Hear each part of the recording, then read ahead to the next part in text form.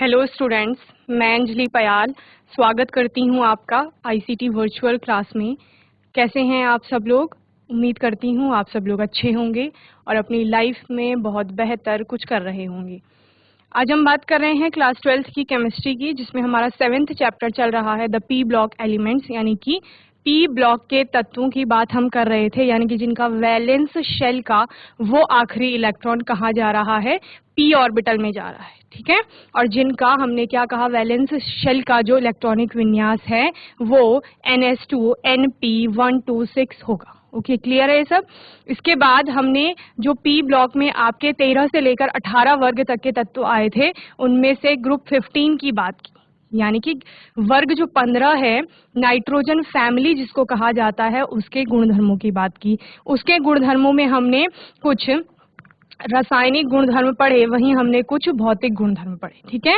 रासायनिक गुणधर्मों में जैसे कि आपने ऑक्सीडेशन स्टेट की बात की, रिएक्टिविटी की बात की, जो नाइट्रोजन फैमिली है उसके तत्वों की, हाइड्रोजन के साथ, हेलोजन के साथ, ऑक्सीजन के साथ, इन सभी के साथ हमने क्या देखे, उनके रिएक्शंस यानी कि अभिक्रियाएं देखी। ओके, और भौतिक गुणधर्मों में किसकी बात की, उसके आकार की बात की कि किस प्रकार से परमाणु का आकार जो है उस पर प्रभाव पड़ रहा है जब हम वर्ग में ऊपर से नीचे की ओर बढ़ते हैं। और प्रभाव किस चीज का था, क्योंकि परमाणु क्रमांक में धीरे धीरे वृद्धि हो रही थी।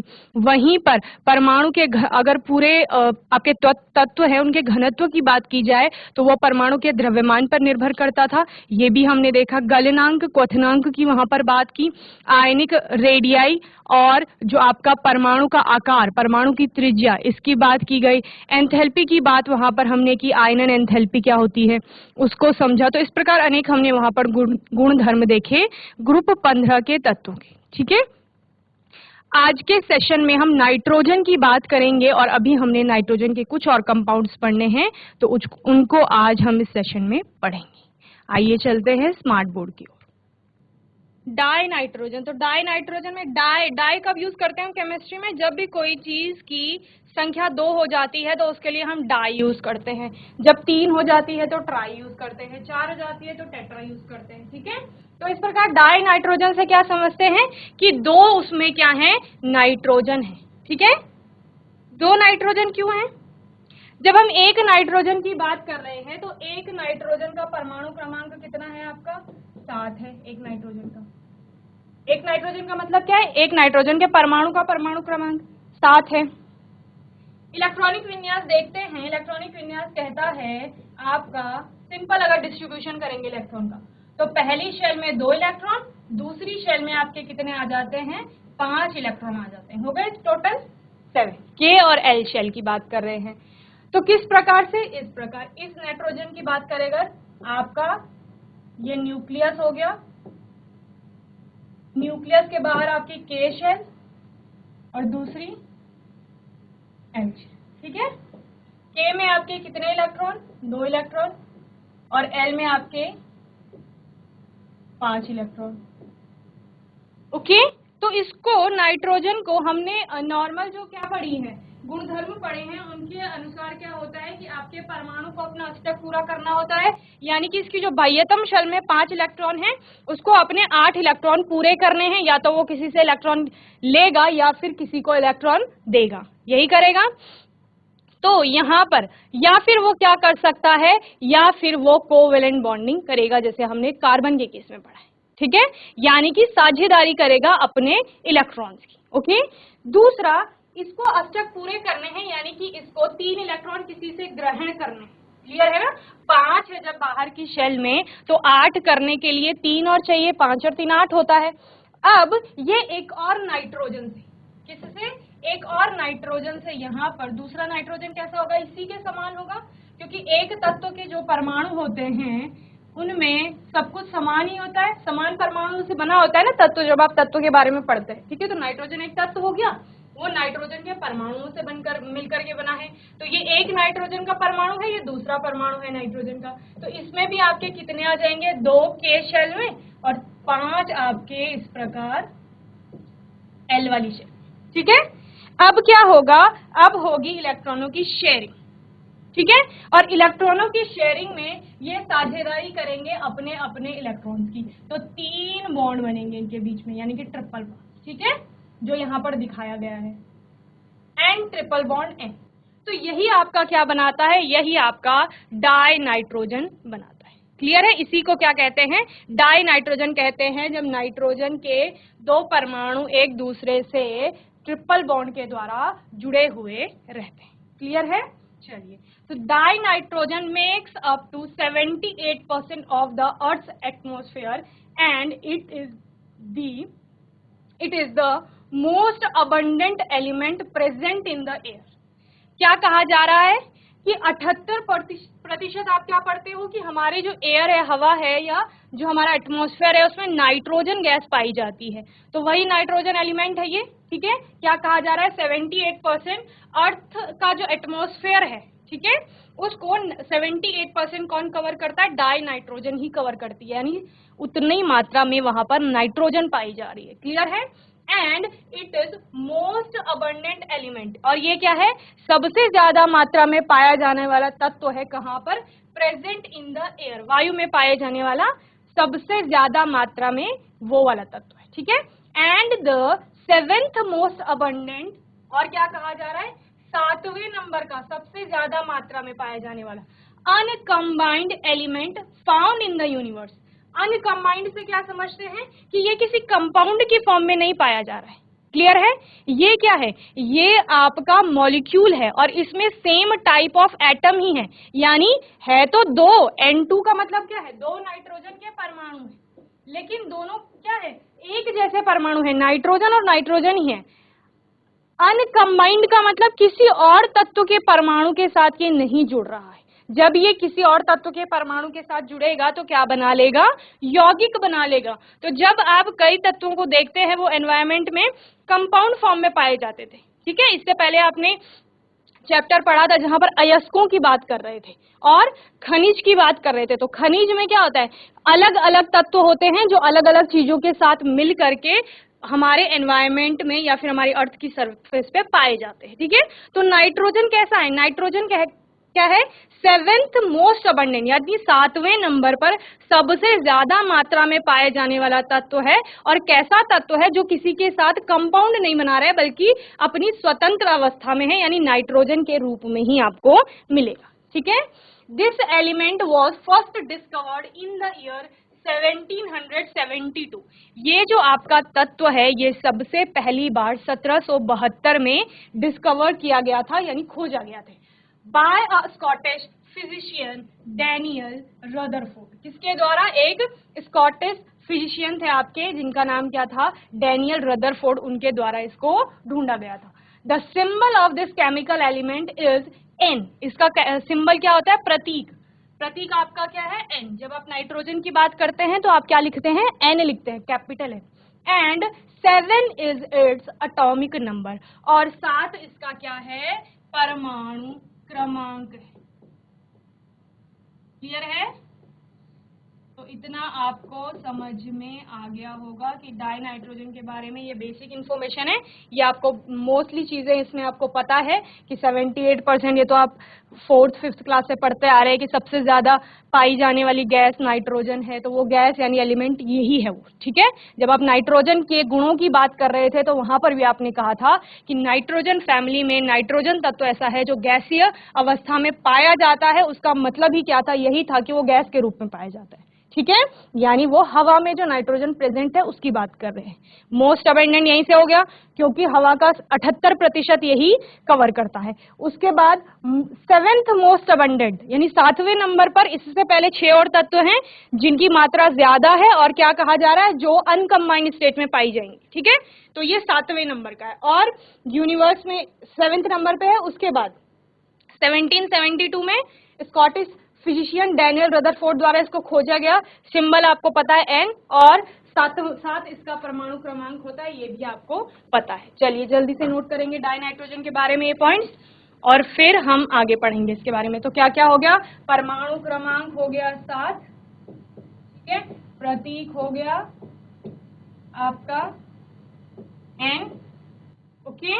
और क्या लिखेंगे इसमें, और आपको पता है डाई नाइट्रोजन 78% मात्रा में पाई जाती है हवा में, ये लिख देंगे हिंदी में जिनको लिखना है।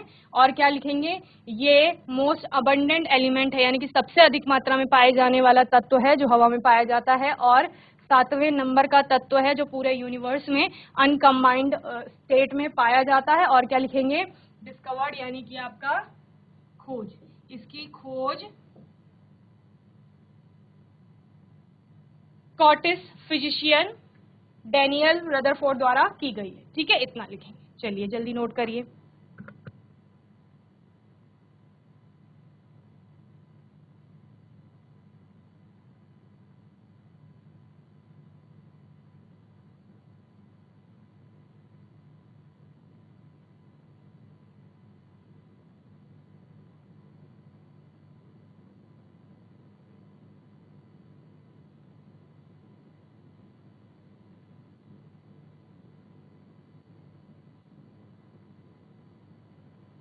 Okay, very good.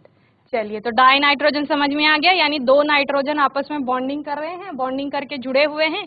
नोट भी करिए साथ साथ। तो ये क्या हो गया, डाई नाइट्रोजन हो गया आपका। ओके, चलिए आगे देखते हैं। अब डाई नाइट्रोजन को बनाया कैसे जाएगा उसकी बात करते हैं कि कैसे बनेगा। ओके, जिसको हम कहते हैं प्रिपरेशन, यानी कि विरचन आपका हिंदी में इसको कहा जाता है, यानी कि बनाया कैसे जाएगा, विरचन।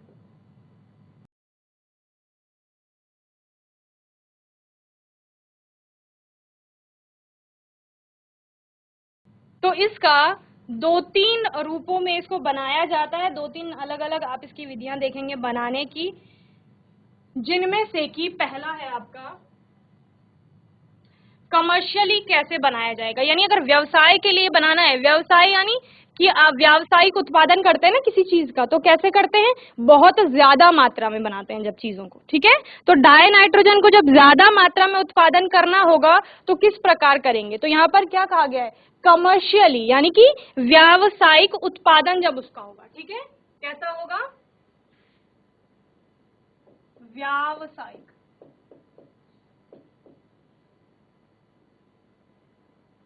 Dinitrogen is produced commercially by the liquefaction and fractional distillation of air. क्या कहा जा रहा है, जो आपकी हवा है ना, हवा, उसका पहले क्या करना है बच्चे, पहले नंबर पे उसका करना है द्रवीकरण।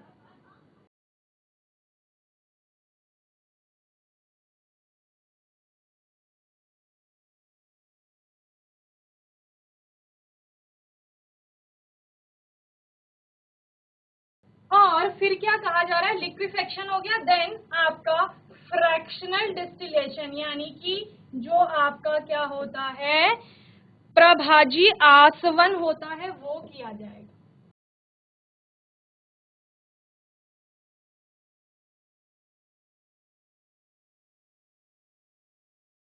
ठीक है, फिर क्या करेंगे, लिक्विड डाई नाइट्रोजन, जो हवा में 78%, आपने ले ली हवा। ठीक है, ये है सपोज आपके पास हवा, हवा कहाँ से लेंगे, आपके एनवायरमेंट में है हवा, ये हवा है। आप कह रहे हो इसका 78%, तो ये क्या है, N2 ही है।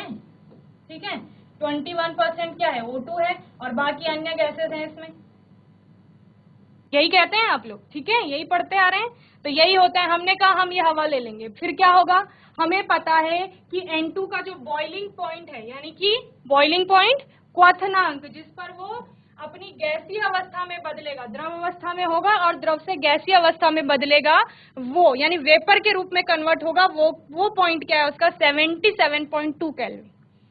और ऑक्सीजन की बात करें, ऑक्सीजन का कितना है, 90 केल्विन है। क्लियर है, क्या कहा गया कि जो आपका डाई नाइट्रोजन है उसका बॉइलिंग पॉइंट 77.2 केल्विन है, वहीं पर ऑक्सीजन का बॉइलिंग पॉइंट 90 केल्विन है। ओके, तो आप कहेंगे ये तो पहले ही गैस के रूप में है, फिर हमें इसके बॉइलिंग पॉइंट से क्या करना है, क्यों हमें इसको द्रव में कन्वर्ट करना है, फिर इसको दोबारा हमें गैस बनाना है, तो वो हम यहाँ पर पढ़ेंगे। तो सबसे पहले क्या होगा, सबसे पहले आपने ली हवा और उसका क्या कर दिया, द्रवीकरण कर दिया। और किसी भी चीज का द्रवीकरण आप कैसे करते हैं, द्रवीकरण किस प्रकार होता है बच्चे, जब आप सॉलिड, लिक्विड और गैसियस स्टेट पढ़ते हैं तो वहां पर आपने क्या पढ़ा है कि जब भी अगर गैस जो भी है, कोई भी गैस है, उसको प्रेशराइज किया जाता है तो वो द्रव में बदल जाती है, यानी कि उस पर बहुत ज्यादा दबाव डालेंगे, दाब पड़ेगा तो वो द्रव अवस्था में परिवर्तित हो जाती है। जिस प्रकार जब पानी उबलता है और बॉईल होते हुए, उबलते हुए पानी के ऊपर आप अगर ढक्कन रख दें तो वहां पर उस उबलते हुए पानी यानी से जो भाप बन रही थी, वो गैस थी,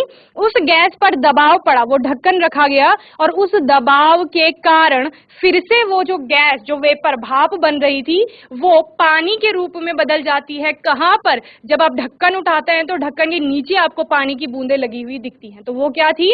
वो वेपर्स थी, वो भाप जो ऊपर उठ रहा था। अगर आपने यहाँ पर कोई बर्तन रखा है, उसमें पानी रखा है और उसको बॉईल कर रहे हैं तो यहाँ से भाप बनेगी और आपने क्या कर दिया? आपने इसके ऊपर रख दिया एक ढक्कन।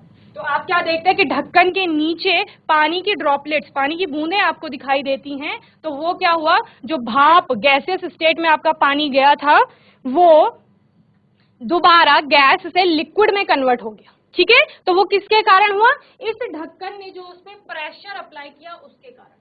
तो हमने क्या करना है? हमने पहले यही करना है कि जो हमने एयर ली है उसका द्रवीकरण करना है, और द्रवीकरण किसके द्वारा होगा? हाई प्रेशर लगाने से। ठीक है, यानी उच्च दाब पर उच्च दबाव डाला जाएगा और उच्च दबाव के कारण वो जो हवा है वो सारी किसमें बदल जाएगी? आपकी लिक्विड स्टेट में आ जाएगी। हवा का मतलब क्या है? उसमें जो जो गैसेस हैं वो लिक्विड स्टेट में आ जाएंगे, और मोस्टली क्या है आपको पता है? 78% नाइट्रोजन है और बाकी आपका ऑक्सीजन है। ठीक है, तो अब क्या हो गया? अब आपका द्रवीकरण कर दिया आपने, यानी कि उन गैसों को लिक्विड के रूप में कन्वर्ट कर दिया है। तो पहला स्टेप क्लियर है। उच्च दबाव के कारण आपने क्या किया? जितनी भी हवा थी उसको उसका द्रवीकरण कर दिया, यानी लिक्विफेक्शन, लिक्विड में उसको कन्वर्ट कर दिया है। क्लियर? तो अब आपको ये जो N2 और O2 है ये किस फॉर्म में मिल गई? लिक्विड के फॉर्म में मिल गई। ओके, अब आपने क्या पढ़ा है? लिक्विड में कन्वर्ट हो गया। देन आपने पढ़ा है कि आसवन विधि में आप क्या कर रहे थे? इससे पहले चैप्टर में आपने आसवन विधि पढ़ी थी कि वहां पर आप किसी भी चीज को पृथक करने के लिए उनको बॉईल करते थे, और चूंकि एक का जो बॉइलिंग पॉइंट होता है वो कम होता है दूसरे की अपेक्षा, तो इस प्रकार से आप दूसरे दोनों को पृथक कर लेते थे। क्लियर? तो यहां पर आप क्या करते हैं बच्चे? यहां पर आप प्रभाजी आसवन करते हैं। प्रभाजी आसवन क्या कहता है कि जो दोनों कंपोनेंट्स है एयर के, दोनों कंपोनेंट्स यानी मोस्टली यहां पर नाइट्रोजन और ऑक्सीजन की ही बात हो रही है। ठीक है, तो उन दोनों को आप क्या करोगे?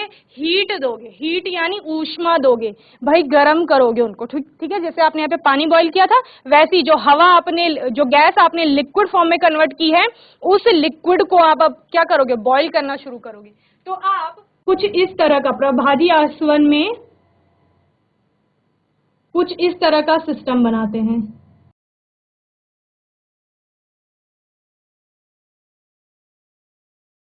और यहां पर आप लगा देते हैं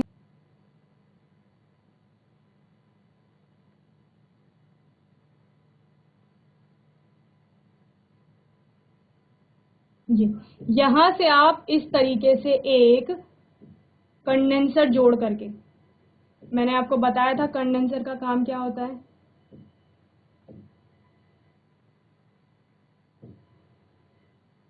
तो कुछ इस तरीके से आपका एक सिस्टम होता है। ठीक है, वहां पर आप क्या करेंगे? इस वाले में आप सारी गैसें, जो आपका लिक्विड है ना, द्रव, जो आपने गैसों को द्रव में कन्वर्ट किया है, उसको आप यहां भर देंगे। ठीक है, यहां भरने के बाद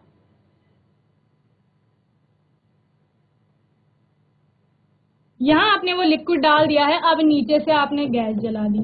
ठीक है, गैस जला दिया, यानी बर्नर ऑन कर दिया कोई। ठीक है, इसको टेम्परेचर देंगे। अब इसको टेम्परेचर देने से क्या होगा बच्चे? हमने क्या देखा? नाइट्रोजन का बॉइलिंग पॉइंट है 77.2 केल्विन और ऑक्सीजन का है आपका 90 केल्विन। ठीक है, 77 0.2 केल्विन और 90 केल्विन के बीच में कुछ तो डिफरेंस आ रहा है तापमान का, ठीक है। तो हम क्या करते हैं, हम धीरे धीरे तापमान बढ़ाते हैं और तापमान जब 77 के आसपास पहुंचेगा, 77.2 केल्विन पहुंचेगा, तो आपकी जो नाइट्रोजन है वो वेपर के रूप में बदल जाएगी, यानी गैसीय अवस्था में पुनः आ जाएगी, ठीक है। और वो गैस को जहां से जगह मिलेगी, आप क्या देखते थे कि गैस का कोई फिक्स आयतन तो होता नहीं है, वो क्या होती है, जितनी जगह उसको मिलेगी, जितनी ज्यादा जगह मिलेगी उतना वो फैल जाती है, ठीक है। तो यहाँ वो नाइट्रोजन जगह ढूंढेगी बाहर निकलने के लिए, तो क्योंकि यहाँ से ओपनिंग दी गई है तो यहाँ से वो बाहर आएगी गैस।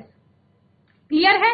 अब हमने यहाँ पर क्या लगाया है, कंडेंसर लगाया है, और कंडेंसर में क्या होता है, इसमें बाहर इस तरीके से पानी की सप्लाई की जाती है, सिर्फ इतने पोर्शन में आपका पानी डाला जाएगा और यहां से उस पानी को बाहर निकाला जाएगा। क्यों, क्योंकि जो अंदर वाली पाइप दिख रही है आपको कंडेंसर की, उसमें हमें टेम्परेचर को कम करना होता है, तापमान को कम करना होता है। अब आप कहेंगे तापमान को कम क्यों कर रहे हो, पहले तो आपने गर्म कर दिया, पहले गर्म किया नाइट्रोजन को सेपरेट करने के लिए, अब हम उसको ठंडा कर रहे हैं कि आपने देखा है कि कोई भी जो वेपर्स हैं, भाप जब बनती है ना पानी की, ठीक है, तो उस भाप को अगर ठंडा करेंगे तो वो पुनः पानी द्रव के रूप में आपको प्राप्त हो जाता है। समझे क्या कहा गया, अगर गैस है उस गैस पे उच्च दाब डालते हैं तब भी वो लिक्विड में कन्वर्ट होती है, और साथ साथ अगर उसका टेम्परेचर कम किया जाता है तब भी गैस से आपका लिक्विड बन जाता है। क्या कहा गया, तापमान कम करने पर। तो इस कंडेंसर में जो पानी का फ्लो बाहर ही बाहर बनाया जा रहा है ना, यहाँ से पानी अंदर जाएगा, इधर से बाहर, इस वाली नली में एंटर नहीं करेगा पानी। क्लियर है, सिर्फ वो उस पाइप के बाहर टेम्परेचर को कम रखने की कोशिश करेगा। और वो टेम्परेचर को कम किस लिए रखा जा रहा है, क्योंकि यहां से जो नाइट्रोजन गैस आ रही है ना, उसको हमें लिक्विड में कन्वर्ट करना है, और जैसी वो यहां पहुंचेगी वो लिक्विड में कन्वर्ट हो जाएगी और यहां आपको नाइट्रोजन प्राप्त हो जाएगी, ठीक है। अभी तक टेम्परेचर कहा था 77.2 केल्विन के आसपास था, धीरे धीरे टेम्परेचर बढ़ेगा। हो सकता है कि कुछ ऑक्सीजन आपका बॉइलिंग पॉइंट में क्या बॉइल होना स्टार्ट कर देंगी, तो वो भी वेपर्स के रूप में आएंगी, लेकिन वो यहां से इन दीवारों से टकरा करके, क्योंकि यहां पर दबाव लग रहा है, तो उससे वापस वो फिर लिक्विड स्टेट में आ जाएगी। तो इस प्रकार से आप ऑक्सीजन को भी अलग कर रहे हो और नाइट्रोजन को भी क्या कर रहे हो, पृथक कर रहे हो। तो यहाँ आपको मोस्टली जो प्रेजेंट है वो क्या है, नाइट्रोजन या डाई नाइट्रोजन जिसे आप कह रहे हैं।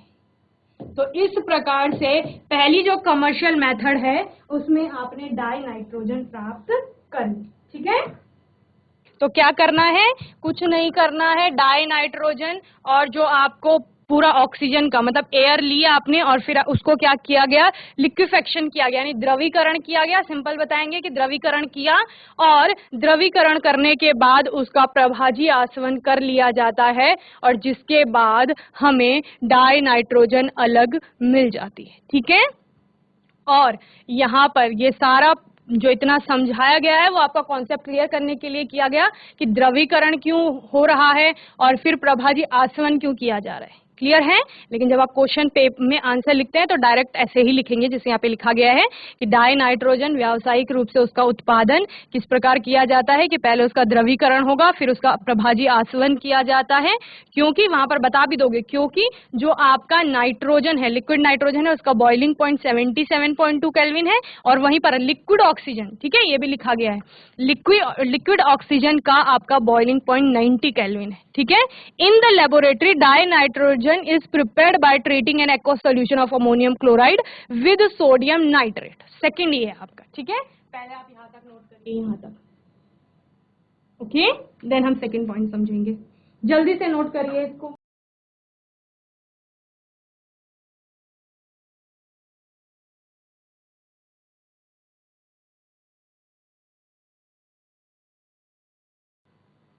चलिए नेक्स्ट क्या है, in the laboratory die nitrogen is prepared by treating an aqueous solution of ammonium chloride with sodium nitrate. क्या कहा जा रहा है, प्रयोगशाला में डाई नाइट्रोजन को किस प्रकार बनाया जाता है, अमोनियम क्लोराइड के जलीय विलयन की सोडियम नाइट्रेट के साथ अभिक्रिया करके बनाया जाता है, ठीक है। क्या कहा गया, प्रयोगशाला में, प्रयोगशाला में मान लैब में जो आप बनाते हैं, प्रयोगशाला में किस प्रकार बनाएंगे? जो आपका अमोनियम क्लोराइड है उसकी सोडियम नाइट्रेट के साथ अभिक्रिया कराएंगे। ठीक है,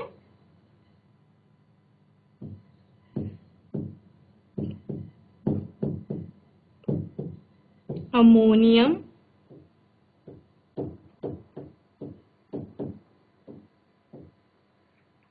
क्लोराइड के जलीय विलयन की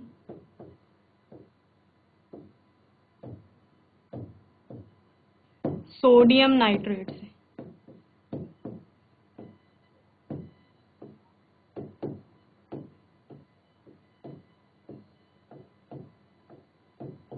अभिक्रिया। ठीक है, चलिए अभिक्रिया यहाँ पर दी गई है, NH4Cl अमोनियम क्लोराइड और आपका NaNO2 सोडियम नाइट्रेट। यहाँ पर आपका क्या प्राप्त हो रही है? N2 गैस प्राप्त हो रही है, यानी डाई नाइट्रोजन प्राप्त हो रही है, और साथ में क्या बन रहा है? 2H2O और NaCl प्राप्त हो रहा है। तो यही ये अभिक्रिया। ठीक है, चलिए जल्दी से नोट करेंगे।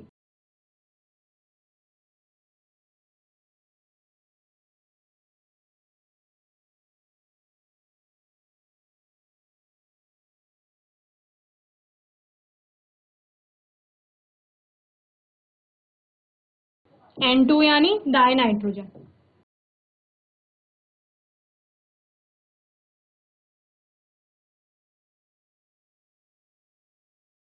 नोट करेंगे जल्दी से।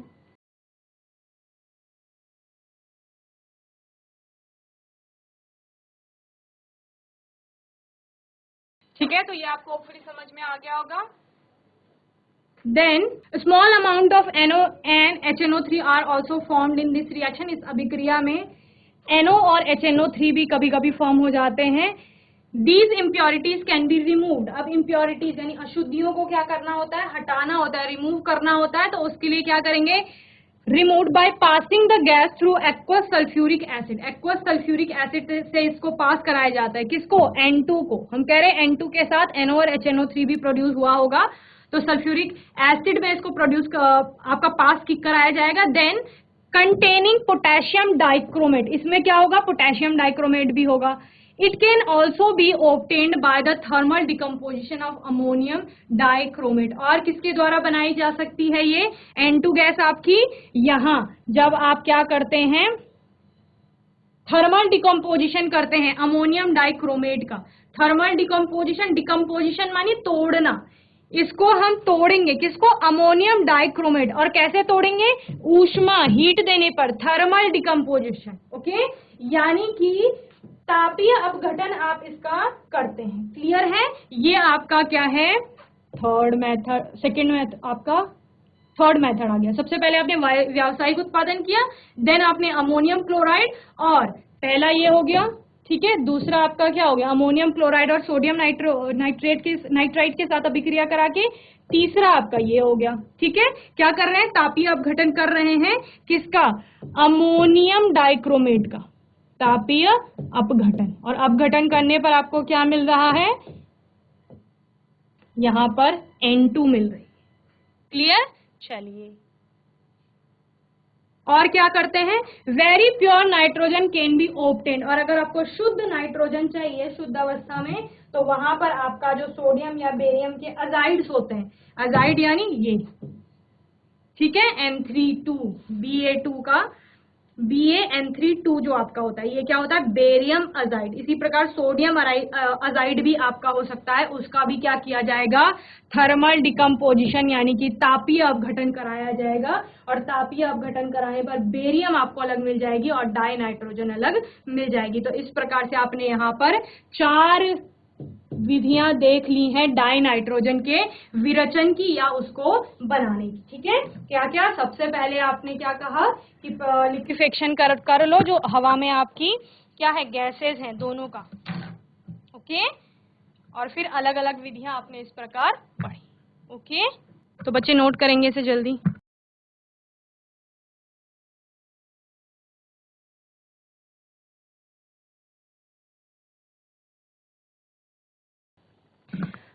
तो बच्चों, होपफुली आज का सेशन आपको अच्छे से समझ में आया होगा। आज के सेशन में हमने डाई नाइट्रोजन के बारे में पढ़ा, यानी कि जब नाइट्रोजन के दो परमाणु आपस में जुड़े हुए हैं किस प्रकार से ट्रिपल बॉन्ड्स द्वारा, वो हमने समझा। और वहीं पर डाई नाइट्रोजन को किस प्रकार बनाया जा सकता है, 4 विधियां आप लोगों ने यहाँ पर देखी। आपने सबसे पहले देखा कि किस प्रकार से हवा में चूंकि नाइट्रोजन की सबसे ज्यादा उपलब्धता है तो उसको लेंगे जहां पर कि ऑक्सीजन भी प्रेजेंट है ज्यादा मात्रा में नाइट्रोजन के बाद, उसका लिक्विफेक्शन होगा यानी कि द्रवीकरण किया जाएगा, उसके बाद उसका प्रभाजी आसवन किया जाता है और इसके बाद आपको डाइनाइट्रोजन प्राप्त हो जाती है। ठीक है, 3 और विधियां आपने यहाँ पर देखी जहां पर आपने नाइट्रोजन को क्या किया, बनाया। तो होपफुली ये सेशन आपको अच्छे से समझ में आ गया होगा। जितना भी आपने इस चैप्टर में पढ़ लिया है उसको आपने अच्छे से रिवाइज करते रहना है और पढ़ते रहना है। कोई डाउट होगा, क्वेश्चन होगा तो आने वाले सेशन में आप लोग पूछ लेंगे। ओके, और तब तक के लिए आईसीटी वर्चुअल क्लास से जुड़ने के लिए धन्यवाद।